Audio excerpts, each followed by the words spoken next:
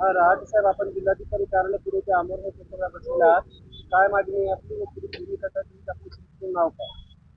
नामदेव तुकाराम रहाटे, राहणार बारूळ. दोन्ही पायाने अपंग आहे. अपंगाची टक्केवारी 56. मी सध्या ग्रामीण रुग्णालय कंधार येथे कंत्राटी कर्मचारी लिपिक आवक जावक विभाग मध्ये काम करीत आहे. दिनांक